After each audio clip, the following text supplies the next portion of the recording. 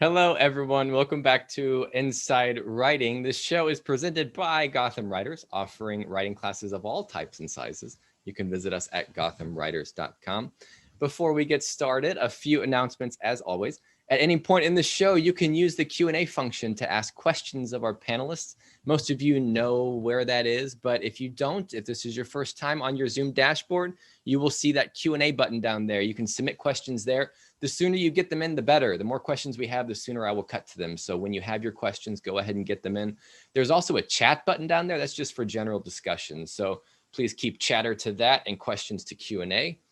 And as another reminder, if you want to get caught up on any episodes of Inside Writing from season 1 or 2 or current season 3, you can find them all on the Gotham Writers YouTube channel or on any major podcasting platform.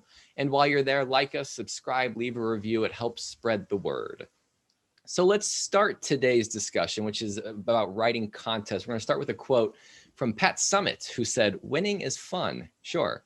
But winning is not the point. Wanting to win is the point. Not giving up is the point. Never letting up is the point." We'll be talking about that more later.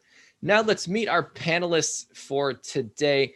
The other panelist is running a tiny bit late, but I'll introduce her as well. So the first panelist, a couple of veterans on the show today, actually, have both been on the show before. The first panelist is author of the books The Great Frustration and The Municipalists, as well as pieces appearing in Tin House, One Story, McSweeney's Quarterly Concern, and more, Seth Fried. Hello, Seth. Hey, thanks for having me. Absolutely. Thanks for coming back. And our second panelist, like I said, she will be here. She'll be along shortly. She's the editor-in-chief of Friction Magazine and CEO and founder of the Brink Literacy Project. Her name is Dani Hedlund. She'll be joining us shortly. So, Seth, it's nice that you're here because you've had both sides of the spectrum where you've both judged a contest and you've won a contest. So we're going to talk more about that in depth, but I want to start with just a general question about the existence of contests in general, because it feels like of all the artistic endeavors out there, writing seems to be the only one where there's this essence of pay money for a chance to have your work seen. What is the draw of contests? Why do they exist in the literary world? Yeah, I think it's revealing about the marketplace in a lot of ways, in that contests are it is odd to pay money. I mean, well, I guess a lot of, think like short films, if you submit that, you probably have like entry fees and stuff like that. But usually you're submitting to a journal for free. But I think the advantage is that the market for short stories in particular has shrunk so much that contests are one of the last ways to get paid an amount of money that's kind of actually commensurate with the amount of time it takes to write a short story. Because I'll spend half a year on a 30-page story, and it's like, you get on. I think they very quickly start calling it honorarium. When you get paid like $75. Even like the best lit mags, some of which aren't around anymore, you'd probably get $300 to $500 for something that you spent half a year on. Which I'm not complaining. It's you're doing it to kind of build momentum and to get your work out there and get your work read. But contests are great for that, where some contests you get paid $5,000, which is, I don't mean to be even more discouraging, but that's like more than you'll get paid if you can get a short story collection made as a book. That's more than you'll probably get paid for that. So that's an exciting opportunity. So I'm curious, do you get more excited to submit to a contest than to submit something regularly? Like, is there a greater draw towards submitting to a contest, even knowing that there's going to be more submissions, less chance of making it? Yeah, I don't submit that often because until recently, all my stories were too weird, I think. Like, I just wrote really weird stuff, and I just knew, having been on inside contests, like the contest that kind of wins is like the most storyish story. I think it tends to reward more traditional Western storytelling. And because you're right, it's like the energy is completely, I had no problem placing stories because like editors will be looking for a small weird piece to kind of round out the field, or to give the issue some texture. But with a contest, it's usually odd. Like no one, like, my whole 20s I spent writing like 7-page, really weird, what would be described as fictions as opposed to stories. And so no one was going to be like, yes, this is the best of all of those, because that is the disadvantage, is it's like your story isn't being read just kind of in its own little equilibrium. It's being read against other stories, against a pool of stories. So I don't often submit that much. It's just until recently I started writing things that felt a little bit more traditional, had more of a traditional arc and stuff like that. So I'm usually excited to submit for and also something we talked about, kind of like the idea of contests usually do blind submissions a lot, which I really like. I think it's just great, and it's a great way to kind of like, because you develop a relationship with editors. It's nice to be like, yeah, no, I just want to stand out from the slush pile.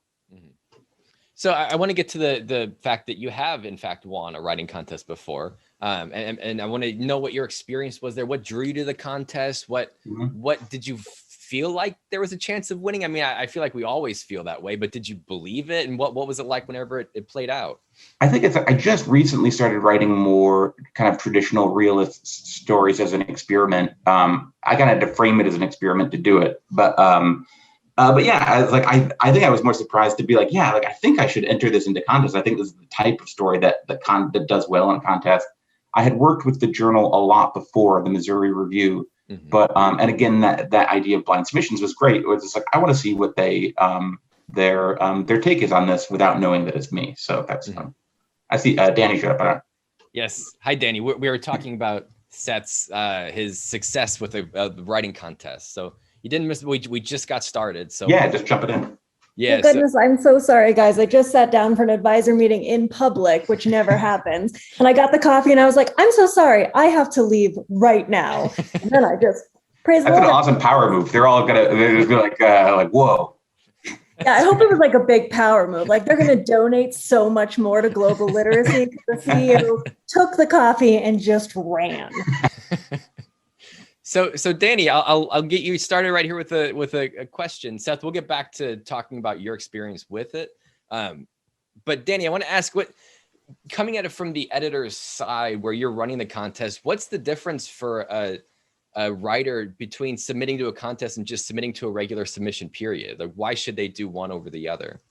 Right. I actually didn't know any of this until I started actually running contests and general submissions. As a writer, I just assumed like, well, I mean, contests are clearly what I should go for because that's a good deal more money.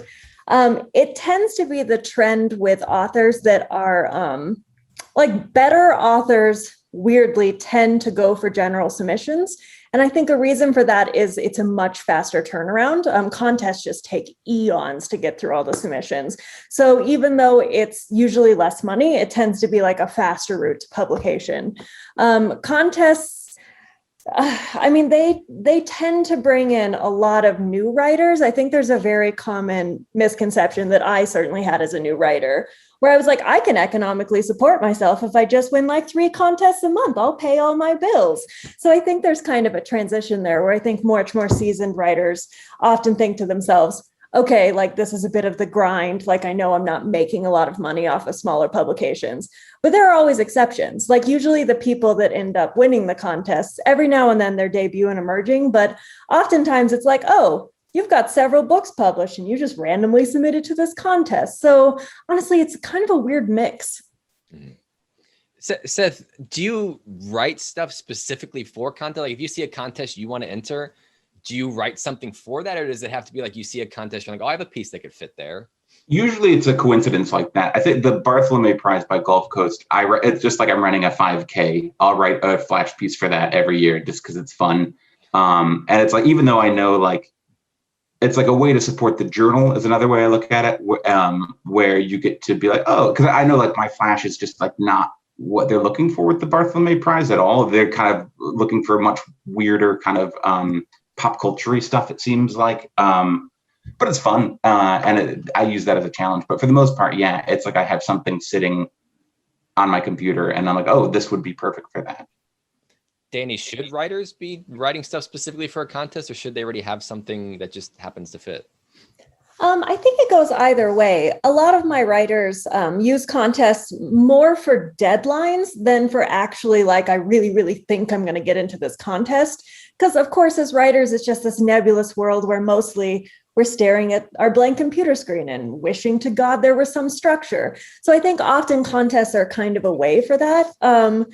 our contests at Friction are really open-ended. It's just like, hey, what are you into? Send it our way. It would be great if it was like the stuff we published, but there's not a specific genre. There's not a very specific call like some contests do.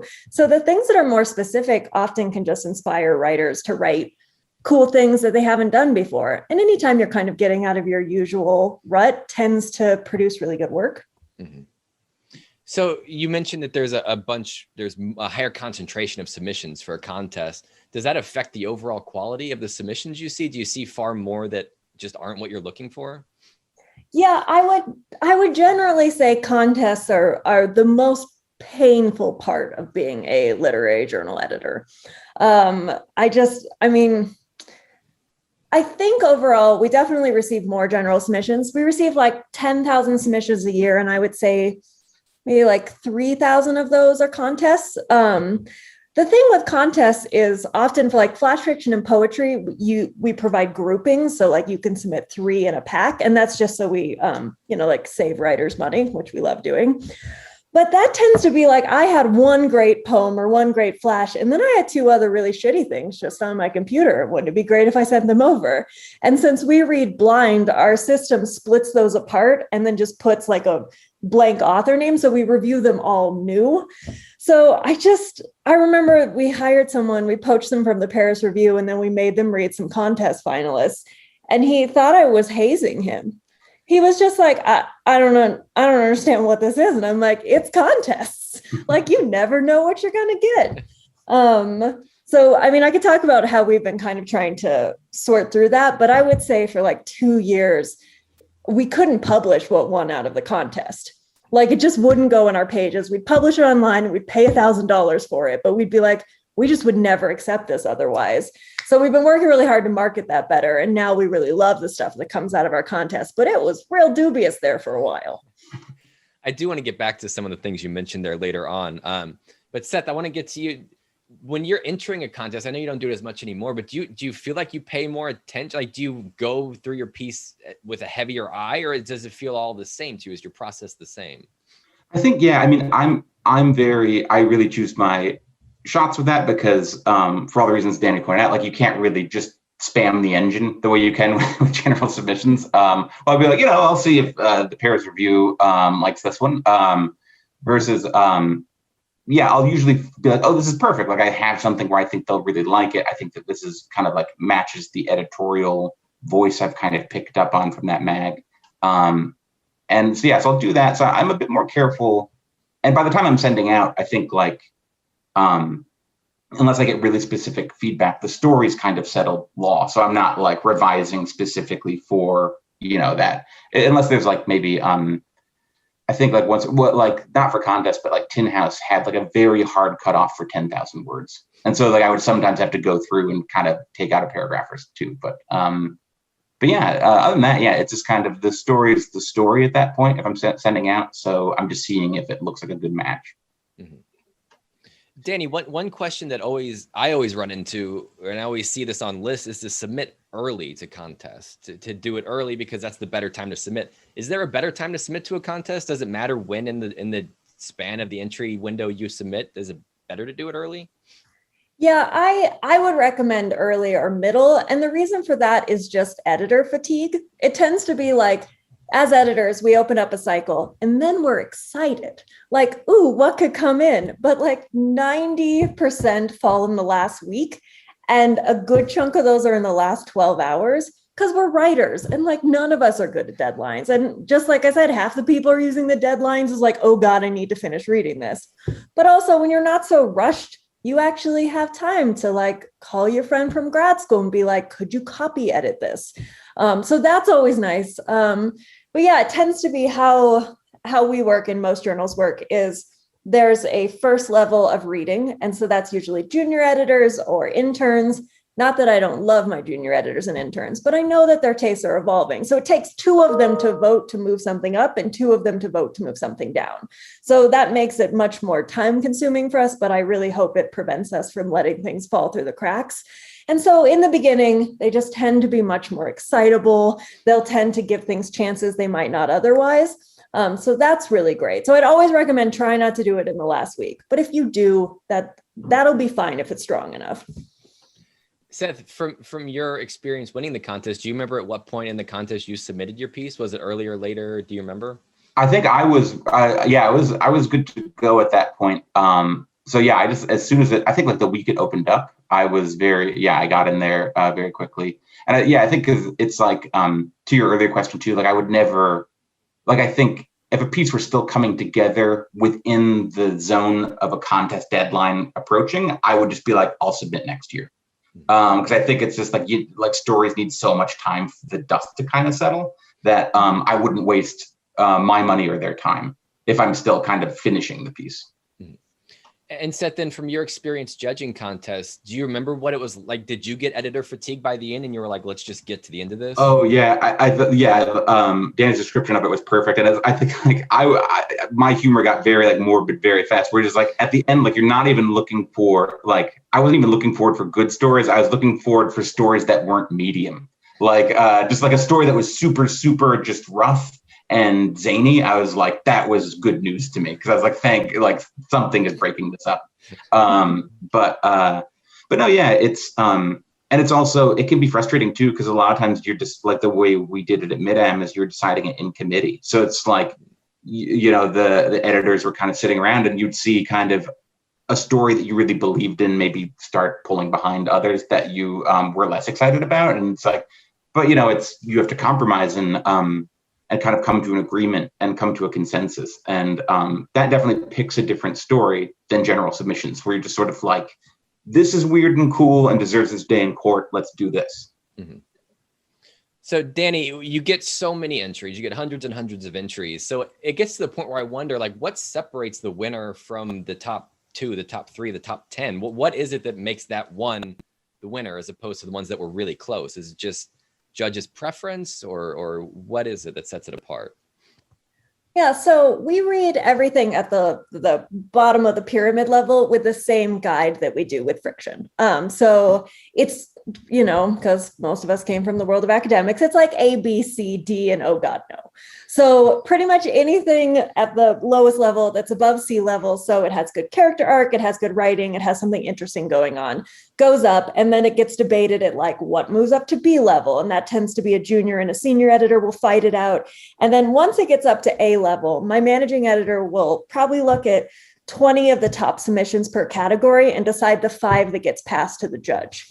We have full control, obviously, over everything until it goes to the judge, and then we give the judge complete autonomy. This sometimes is just about the most terrible thing that could ever happen to us. But we also make sure that there's a net in that. So no matter who wins, all the finalists will get free edits from my editors. And that often is a way for us to be like, oh my God, we really loved this piece. Like, we definitely see why Charlie Jane Anders didn't choose it, but we think it has something special. Let's workshop it and then get it in our pages. So it's over the last couple of years, it's been very unlikely we haven't published maybe 3 out of 5 of the finalists because we just love them. But yeah, in terms of judges' taste, like it's really up for grabs, not just in like genre. So like Celeste Ning, when she was our judge, clearly she chose something that really appealed to her, and it was much more literary fiction, and it was a really interesting look at diaspora in America. And then like when Lev Grossman was our judge, it was clearly like, what is the most cool magical shit that could happen?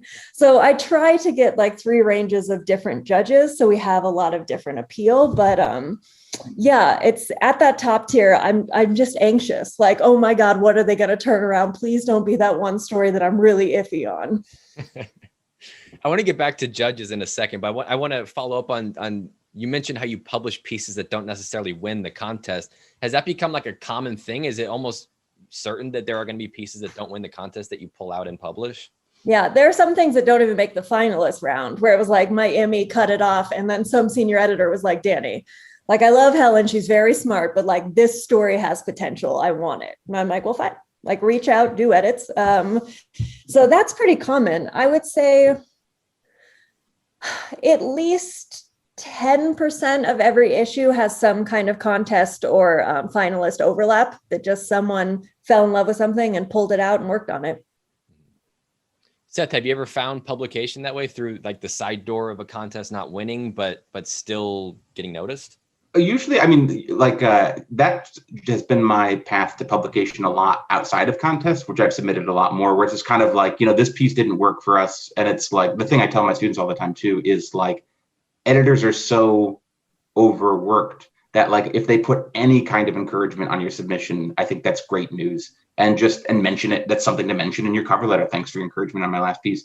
And kind of like, it's always been kind of rocking the Coke machine back and forth, as opposed to very rarely has it been just out of the gate. So yeah, and I think like, if you're a writer and you're in that position, I would really push past, if you're new, there's a lot of like, writers get offended a lot easier of being like, don't think of that as like, you did not win the contest. Think of it like, your story was so special that they worked outside the framework of the contest to get you in there. Like that, you really have to see the positive aspect of that. Mm-hmm. And I want to talk about the fee to enter contests too. So Seth, from the writer's side, how do you justify spending the fee? Like, do you have to feel pretty confident that you can win? Do you take pride in supporting them? How do you justify the fee? I think that's it. I'm I don't want to brag, but I'm in a place in my life where I can afford extra $15, $20 once a month. So yeah, I'm doing okay. But no, when I was submitting in my 20s, I just absolutely couldn't. And I think that was often how I subscribed to journals, because you'll sometimes get a subscription thrown in, or just knowing like, hey, I read this all the time and I submit all the time. I'm just going to use this as an opportunity for myself, but yeah, to help support the journal. I think it's a fun opportunity to do that. And yeah, just try to think of it kind of like a weird mix of like ambition, career building, and your good deed for the day. Like kind of like packaging it like that can make you not think about like, well, I've spent, $100 on contests this year. Was that a good idea or a bad idea? Mm-hmm. Dani, what about you from the literary magazine side? That fee, if you don't mind me asking, where does the fee go? Obviously, some of it goes to the winner, some of it goes to the judges. That's sort of where it all funnels. Yeah.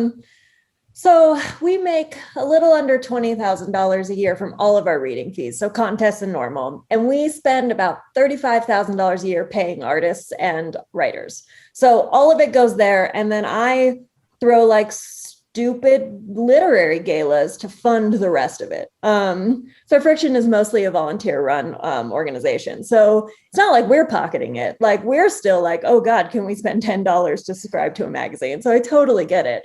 But it is the lifeblood of making sure we can pay our creatives. And that's incredibly important to us.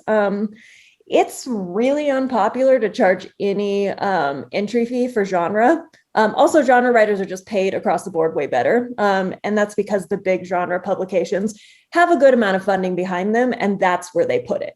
Like they don't put money anywhere else. Maybe their budget for the entire year from a nice endowment is like $50,000. And it just goes entirely to paying the creatives. And that's incredibly great. I would love more than anything to get to that point. Again, we're still on like, can we afford ramen noodles? So we're not quite there.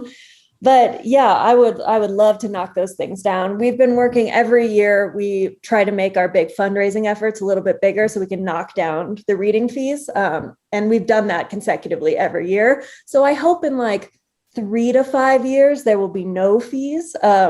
But yeah, man, it's the only thing keeping us alive. It's the only thing keeping a lot of small journals alive.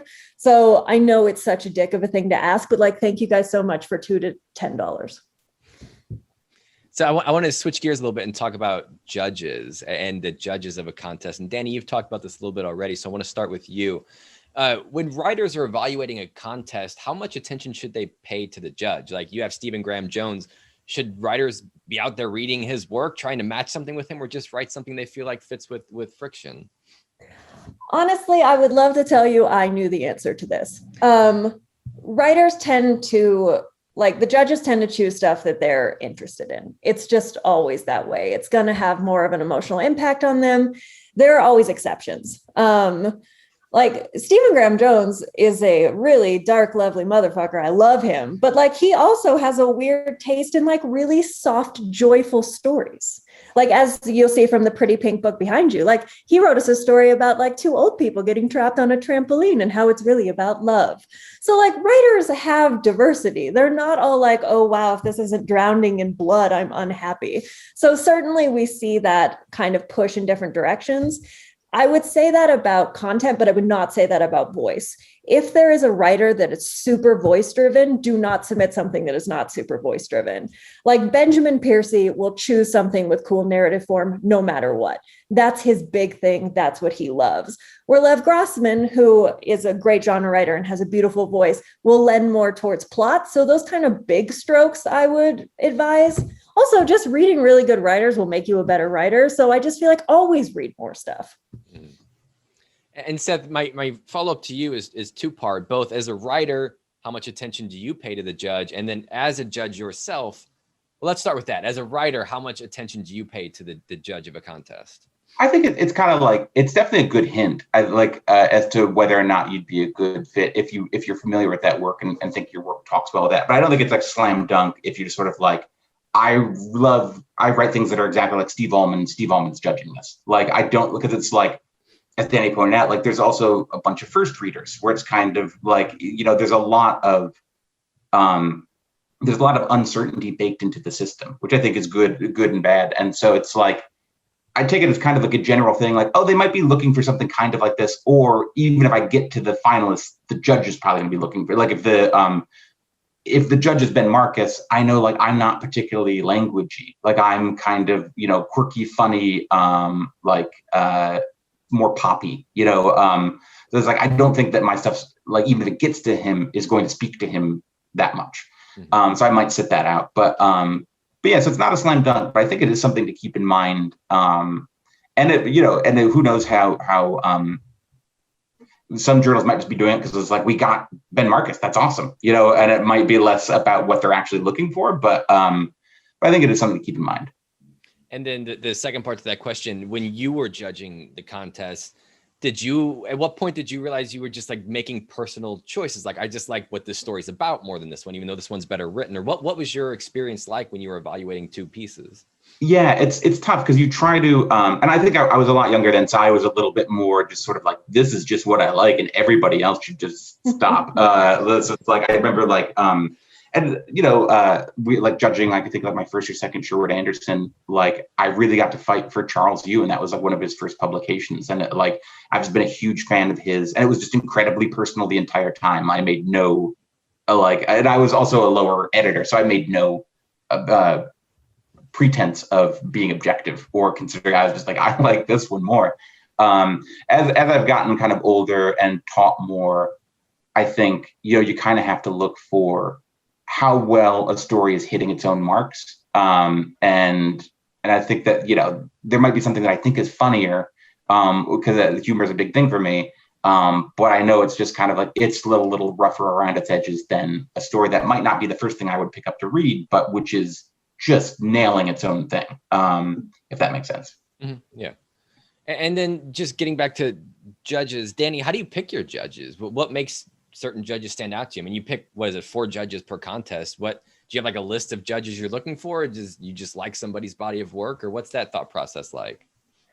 It tends to be like authors that I had recently worked with that I just really like, that have really great name recognition, because I'm giving them a lot of power. So usually, like, Friction has a big pioneer section in each of the issues. So it's like a super badass, like, huge author who reshaped the genre in some kind of crazy way. And that'll usually be something like I'm just really interested in at that moment. Like, our new one is Rebecca Roanhorse, and now I can't do anything but read like Indigenous fantasy. So it'll really be like, what are we super into right now? Also, we've been obviously trying to get better people to submit to our contest, so we don't have to pay $1,000 and not print something. So we've been thinking really strategically about like which names will actually spread really well. And I don't really know why this is, but we tend to get better submissions with like genre writer judges than we do with literary fiction judges, even if literary fiction is what wins. And I have no idea why that is. Like, I assume in all the ways we advertise, there just tends to be a larger pipe that comes on the speculative side. But yeah, we've had, I think, 11 like heavy spec celebrities, and 5 of them chose literary fiction pieces. So I don't really know how that works out, but that tends to be what we do. Also, we don't pay our judges because we're a tiny, adorable nonprofit with no money. So it's also like, who likes me enough that I could be like, hey, Lev Grossman, would it be great, even though you have a new movie coming out and like several books and you're taking care of all of your kids at home in New York where you're trapped, where you'd also spend a couple hours dedicating yourself to literature? And like, I know Lev will be like, sure, Dani, I don't know why, but I just keep doing things for you in a way where I do not have the pull with like any big person I've never spoken with or taken out for beers. So it's also like, what is my personal collateral and can I make this work? And then what did the judges get out of it? I mean, surely they get some joy out of discovering new literature. Like, do you ever like hear back from judges like, oh, this was a great crop, or do they get pretty excited about it too? Yeah. And there's a really great thing that happens where judges, especially if they choose a messier piece, like Charlie Jane Anders chose a messier piece for her contest, but it was a really important, beautiful piece. So she judged during this time last year, right around, I want to say June. And there was a submission about a spec world in which everyone just, all white people forget about slavery, but all Black people remember it. And it was this really beautifully kind of messy, really meaningful thing. And Charlie Jane was like, hey, this isn't the cleanest, but I think it is the clear winner. I think it's doing the most ambitious stuff. And then it worked with the senior editor. And she'll like, she just wants updates on it. Like, how are the rewrites going? What issue is it going to go in? And that's really incredible because she's so invested in that debut talent. And that happens with a lot of our judges. So they're always excited to see the art come together and see when the issue comes out and then like write and thank the people that won. And so that's all really great. And the higher level celebrities, when, you know, they're making a good amount of money and they're not, you know, like slowly starving to death with ramen noodles, they have a little bit more emotional bandwidth to give back to the community. So that's a really good sort of jam for them. I see that with my poets. I see it with my flash fiction writers, and that's wonderful. But also, like, we try to not be like assholes about our things for our judges. So like, I often try to choose judges that have a big project coming out so we can do a bunch of publicity for them. And like you said, some contest submitters go out and read the body of work. So that's a good kind of like economic boost. So it's like, here's all the good feelings that I care about literature. And like, here's how my publicist will let me get away with this. Seth, I keep tying back in when you were a contest judge, but I'm curious if being a judge altered the way you see contests as a writer. Like, did it in any way alter your, like, did you feel more encouraged to go do it or less encouraged, or did you just have like a better respect for the system, or what?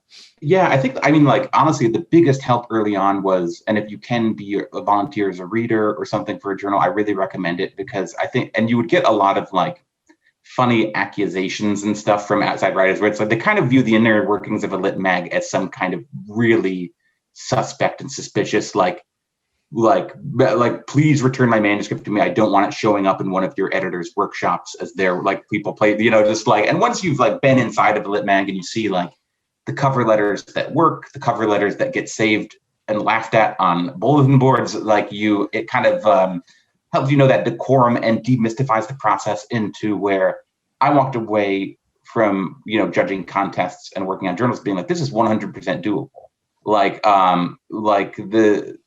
I'm working here, but like the Paris Review is a different room, you know, and it's operating on the same principles. And I think that there's a story we tell ourselves a lot when we're not familiar with stuff, that it's like, it's the kind of thing that other people do, like special minted people do that. But it's just like, no, it's just people. If a human being does something, I can do it.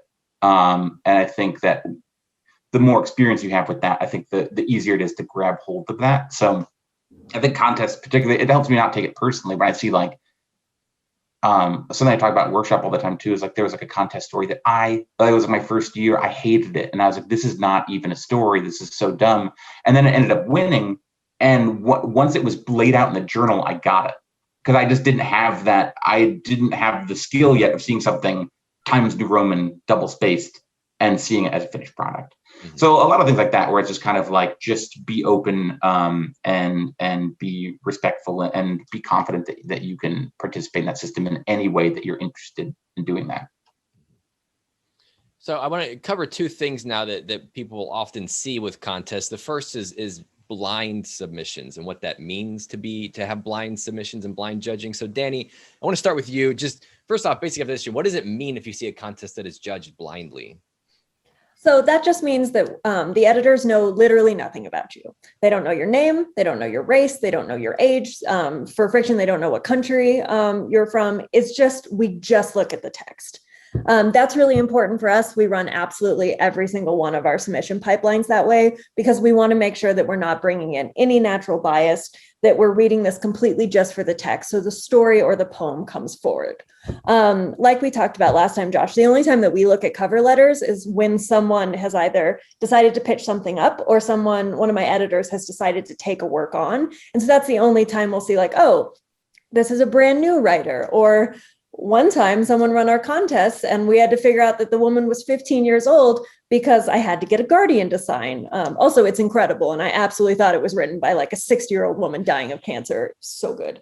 So yeah, it's completely blind. It's just a complete interesting surprise to us.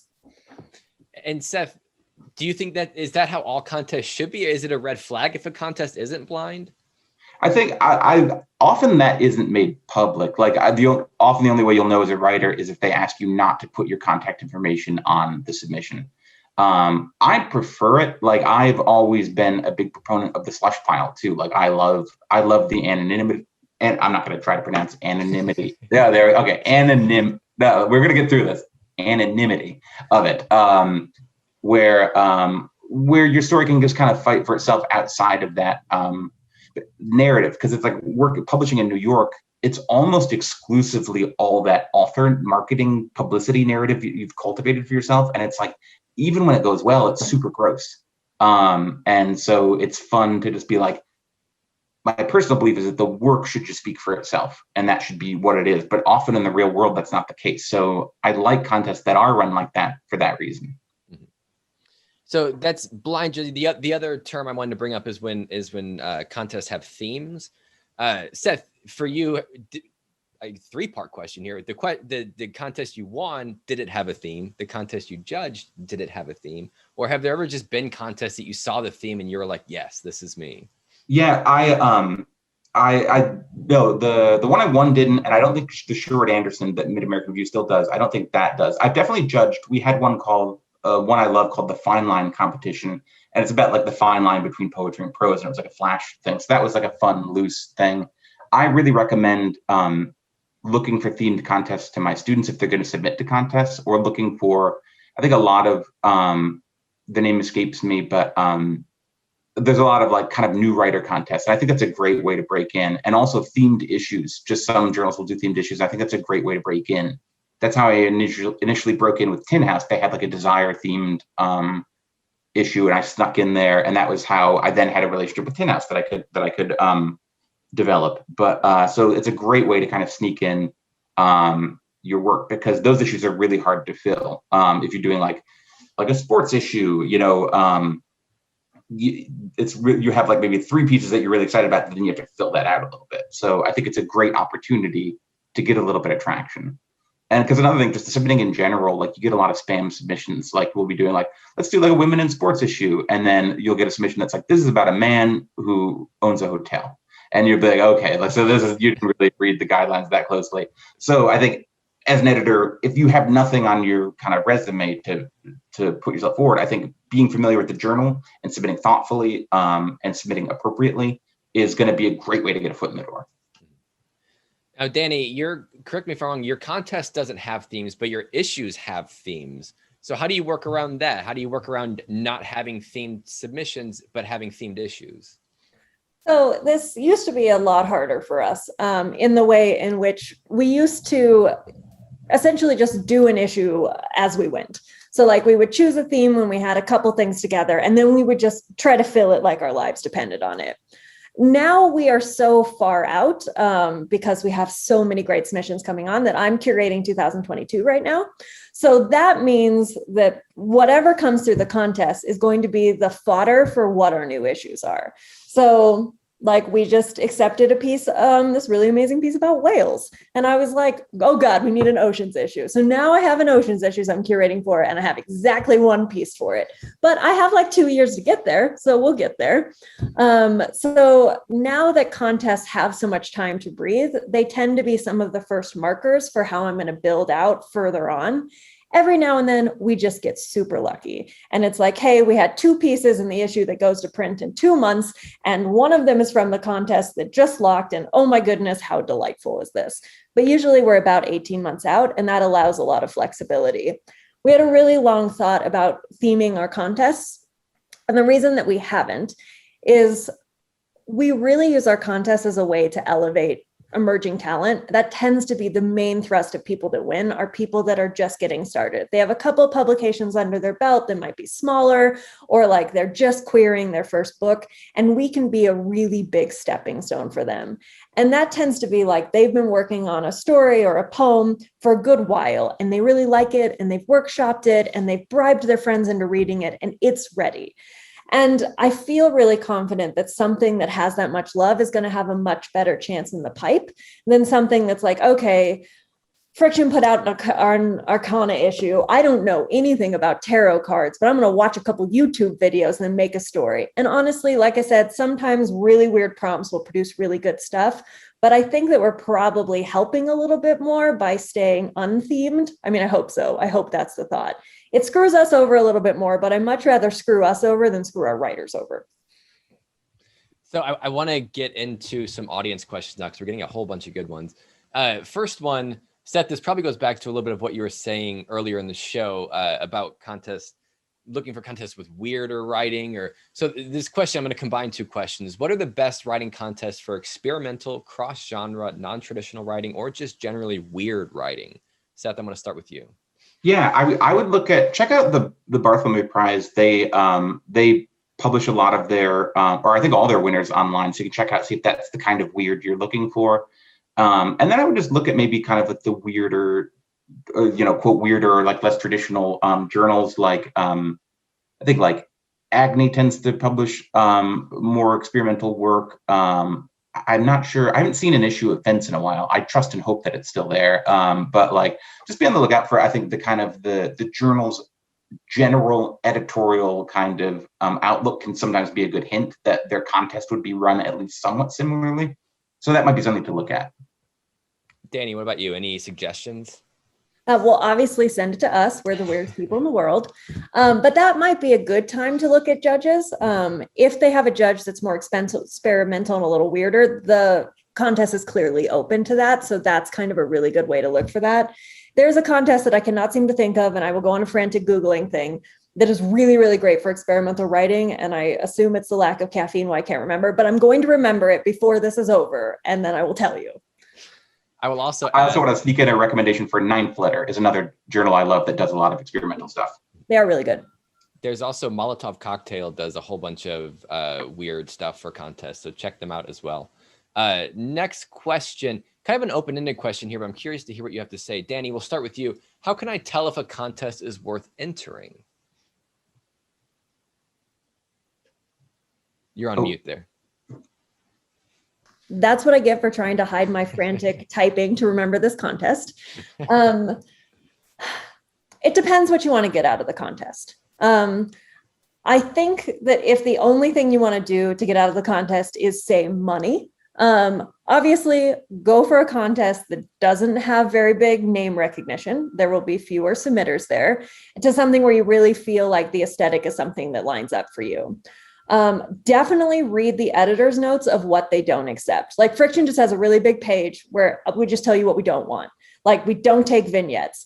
We don't like incredibly angsty stories about like your parents' divorce while you look at the subway in New York. Send that to the New Yorker. I bet the New Yorker would love that. We won't. So please, if you're going to invest this money and invest the time, make sure that you're actually like reading what the journal wants instead of just spamming it out. And then if the big thing you're after is name recognition, like really make sure that you're paying attention to what journals are things that like literary agents read, and what journals are things that have enough name cachet that you could leverage that in a query letter. So those are kind of the two angles. Obviously, there's a combination of those. Like some people have really good names and really good money, and those are going to be absolutely the hardest to get into. But just like Seth said, even if you just get like a friendly rejection letter, that is an in that you can leverage. So make sure there's a lot of things you can get out of this other than just, I paid my rent and now everyone knows how smart I am. Seth, anything to add? How do you know if a contest is worth it? Yeah, I think, and that's a thing too, where it's like a lot of us don't have time to read a lot of literary journals or find new journals, but I think it pays to be familiar with an outlet before submitting to it. And it's like, check it out, get familiar with it. It doesn't look, because it's like you can, anyone can go on Submittable and start a contest and start collecting entry fees. So it's like, check out their website. Does it look like a person made it, or does it look like a cat made it? You know, like, check out the work that they publish. Would you be proud to have your work with that work? And so there's a lot of ways to gauge whether or not it's a contest that you want to be a part of. There's sometimes I never really have been up on that, but like I think there are a lot of pages out there for like alerting writers to like bogus contests or contests that are more predatory in nature. So keep an eye out for that, and just kind of use like your first date tools, you know, like just how they're presenting themselves, what they're saying. If it seems fishy, trust your instincts on that. So I want to follow up real quick, because that was a question that got asked a bunch, is how do you tell if it's a scam? Are there any red flags that you can tell people to watch out for, other than if their website's made by a cat? Yeah, I think like having a kind of reputation in the community, like Googling it, see if people like talk about it, see what their social media presence is like. Just reading the text of the guidelines, you can usually tell if someone's like, if the guidelines are very like angry and aggressive, and it's just like, don't ask us for this because we won't, you know, like some good journals are like that. But I think, yeah, just again, those first date tools of being like, this seems weird, I think are helpful. Dani, anything to add? Oh, well, I just want to steal something that someone wrote. A member of the CLMP is a really smart way to look. Just look them up in the CLMP database. Another kind of small sort of thing is just like, look at the list of contests that it came from. Like our contest list is vetted. So like a cute little junior editor will like email the contest people and email the judge and be like, Stephen King, are you actually judging this thing from this literary journal no one's heard of? And Stephen King will be like, no. And I'll be like, oh, right, that's a scam. So certainly look at really credible lists, and that cross-reference with the CLMP is good. I would say some really new journals, especially if they're started by like students, often don't know that the CLMP exists. So don't immediately be like, not on the CLMP, definitely a scam. But definitely that should first date flag, like, oh, maybe a friend should text me in 15 minutes and make sure I can get out of this if I need to. So another question that follows up on all of this is just, where do you find contests in general? If you're out there, you just Google writing contests, or are there compendiums like directories out there? Dani, we'll start with you. Where do you find writing contests? I will pull up a link. We have a huge one, though it's hilariously hosted on our old website because we haven't figured out how to import it over. So I'm really sorry that our old website is so hilariously ugly. But Writers and Poets does a lot of good postings for that. Honestly, guys, it's been so long since I submitted to a contest. Oh, okay. Why don't I bounce it over to Seth while I think of something coherent to say? Sure. Yeah, I know. I look, because it's like the good thing about the Poets and Writers one is it also has like book contests and like stuff like, it has like a whole range, or like fellowships and stuff. So I think it's a good place to stay kind of abreast of a lot of different stuff. I would be wary of the Submittable has like a discovery tab, and that's kind of pay to play. So there's a lot of like, I don't think scams, but just kind of like stuff I wouldn't submit to in that tab. I think you have to go do a little more digging. So yeah, I would, I'm going to check out Friction's list, because that sounds cool. And I'll love to distribute that to my students, because it is hard to find a good curated list of contests, because the Poets and Writers one is just kind of more of a database than like a list. So you kind of have to know what you're looking for in there. I will also add, I will drop this in real fast into the chat. Josh, how terribly am I breaking this? No, that's fine. That's perfect. But this allows you to sort by money and deadline. And there's also a big tab for it just on general submissions. So that'll be like, is the Paris Review accepting slush right now? Is it not? That sort of thing. this is the result of us like really, really sucking up to a bunch of programmers, and it's really pretty, and it's why we can't import it over. But we will import it over someday, guys. I will also add, there's a website called New Pages that anytime there's a new contest, they will announce it, and they do calls for submissions and stuff too. So that's a good resource to keep an eye out for. Next question. Dani, I think I'll start with you again for this one. Do editors look more for expert writing skills or for creativity? Ooh, well, the short answer is both.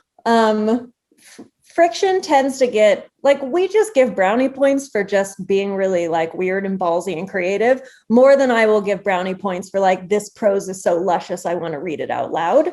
I think stories can get pushed up the pipe if they're really inventive, even if the writing is like B quality, and then we can work on the writing. But you can write the most beautiful story about being angsty about your parents in New York, and I will never pass it up. So if you're going to focus on one thing, be cool, be inventive, take big chances, because anyone who works in an editorial pool, we will read the same stuff over and over again. We're all humans. We're all feeling the same sort of angst. And that means we mostly write about the same sort of things.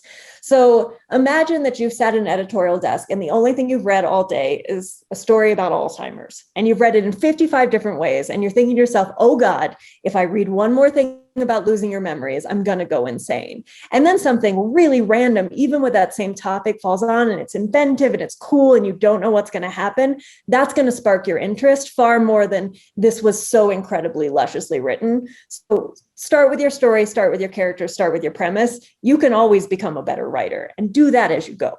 Mm-hmm. Seth, anything to add? No, yeah, I think that's great advice. And yeah, just as a reader too, like those kind of quiet medium stories were just really, really tough to get, you know, kind of like where you realize from the first page, I'm gonna have to read this whole 40 pages to know what's going on here, you know, or to know what kind of where it falls. So it's like, and that's just my personal taste too, is like big swings. I think the thing I say in class a lot is like big choices elicit big reactions, like both positive and negative. And it's like, get that big negative reaction, because that's faster than, you know, you're going to find your people, your niche faster by making those big kind of character revealing decisions in your pieces. You're going to find the right editors faster, and you're going to blow past the wrong editors faster. So I think, yeah, just take big chances, because it's more fun too for you. So I'm going to try to fit some more questions in here. We're running out of time, but Seth, I'm going to start with you on this one. Kind of a specific question, but are purchase critiques worthwhile in contests when you have the option to get an editorial letter? Is that worth it? I mean, as a cocky writer, my feeling was like, I didn't really want notes unless you were going to publish it. But that was like probably an arrogance that held me back a little bit. You know, like if I had been open to that feedback, I probably would have developed as a writer sooner. So it's like, I think I still kind of maintain that boundary a little bit. Like I would kind of like do like kind of manuscript doctoring if you don't have privileged readers, and then submit. Like I don't really, because it's like they've already said that it's not the right piece for them, you know. So it's like, I like that existing more, when it's happening there, I like it existing in that editorial gift economy of like, look, this is all kind of a crime of passion. I don't really have time to do this, but here's what I think about this piece. That makes it more meaningful versus like, I don't really need someone to describe how we missed each other in this piece. But yeah, I don't know if that's still too close-minded, but. Mm-hmm. Dani, anything to add? We don't do paid critiques because we just do free critiques. That's like the one thing we really held on to was like, okay, if people are going to pay $2 to submit, we're going to tell them why we accept or reject. And the stuff that's craft-wise, I find really, really valuable, which is why we allocate so much time and energy and money to it. So if it's something like, hey, the premise is really great, but this needs to start 3 pages in. Just like Seth said, like the reaction isn't big enough, fast enough. And that is a really invaluable bit of information for a writer to be like, oh, am I already doing the right thing, but I need to take this bit out? A lot of times it's stuff like that. I mean, honestly, a lot of times it's very like Stephen King-esque, like, hey, there were so many adverbs in this that I could not read the sentence. And sometimes as a writer, we just get so locked into ourselves that we don't notice the kind of simple things we're doing wrong. And those are things you can adjust now, especially as a young writer. And so you're not doing it when you write an entire, 120,000 word novel, and you've done these same things you could have fixed if just you would have been like, oh, I need to get to action faster, or I need to not use dialogue that's so thick it seems like no one would ever write it. So stuff like that I find really, really valuable, which is why we do it. So if you're learning about craft, great. But if the paid remarks are things like, hey, like we only publish incredibly weird sci-fi about dolphins, and you submitted us stuff about humans in New Orleans, like that's clearly not helpful. Next question should be a quick one. Dani, how important is the word count? For example, if there's a 2,000 word maximum, is it best to get close to that max, or does it matter where it falls on that spectrum? Usually there's a min and a max. And it's, as long as you don't as long as you don't break the rules, you're totally fine. In terms of, again, with editor fatigue, I love stories. I've dedicated my life to them. When a pitch falls on my desk that's more than 5,000 words, I'm like, this better be good because I don't have time to read this. And I mean, luckily we have a good pipe and everything is good. But honestly, I'm not going to say that I don't look at word count and be like, oh, I can't fit this in before this, or I'm going to have to take time to do it here. So again, it doesn't really matter if what you're doing is really good, but it's often just, it's nicer if you can get a really good story to work in shorter space. But if you can't, if it needs all of those words, give them all those words. But really make sure it needs all of them. Seth, anything to add? No. That's great advice. So the next question, last question, actually, I want to hear both of your takes on this. It's a good question. Dani, we'll start with you. If you could banish one type of submission from your inbox forevermore, what would it be? Oh, wow. Oh, man. I think it's really angsty divorce stuff. Like, I don't know why, but it's fair. I mean, I've published angsty divorce stuff, but it's like mostly been in space or underwater. But there's just, I feel like it's so valuable, but people are clearly working out their relationship issues on the page. And how beautiful is that? But man, it just feels so angry and hostile, and they're almost all identical. And it scares me. And that hurt. It hurts me, man. Seth, what about you? If you were to, let's say you were judging a contest again, what would be the one type of submission you don't want to see?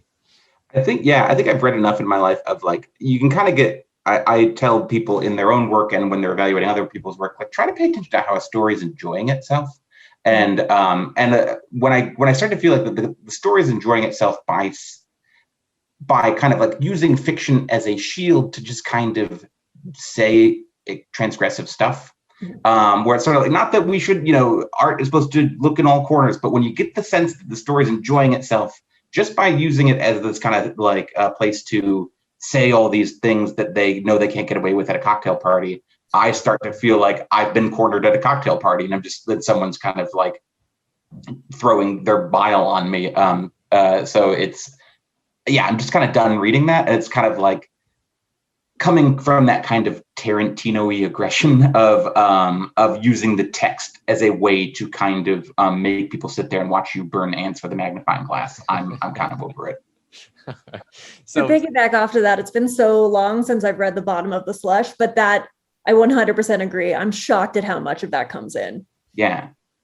So very last thing, I want to give you all a chance to promote if you have something coming up. Dani, if Friction, I believe Friction's new issue is coming out soon. Correct me if I'm wrong, or if it's out. It is. I mean, it's currently trapped in a COVID customs box just full of thousands of books. So we have a new issue coming out. It's legacy themed. It's gorgeous. I can't even get past how beautiful it is. We worked our ass off to just really show like really cool versions of legacy, but mostly like non-Western legacy, which I think is really valuable. So that's really amazing and really exciting. We have a contest going on right now. I'd say coherent things about it, but I don't know what they are. And I think that's most of our Friction plugs. Seth, what about you? That's great. Yeah. I would also recommend check out the next issue of Friction. I have the novel The Municipalist is relatively new. Something I just made Yeah, please check it out if you haven't. I'd appreciate it. Thank you. Also, I'm gonna drop this in the chat. I'm really proud of this. I made this Twitter bot. It's called Storybot. Just dropped it in the chat. If you go there, it tweets random story prompts every hour. And if you tweet #prompt to it, it will reply to you with a new prompt for you. So this is a fun free tool that if you want to use it, I'm just excited. I just figured out how Python works. I'm really, I'm getting out of hand with it. But yeah, check it out. If you need a story prompt or inspiration, stop by Storybot. Awesome. Well, Dani, Seth, thank you both so much for being here. To our listeners, we are going to be back next week, same time, same place. We're going to be talking about changing your writing medium. So we'll be back to talk about that. Again, Dani, Seth, thank you both so much. Thanks for having me. Yeah. And we'll see y'all next week.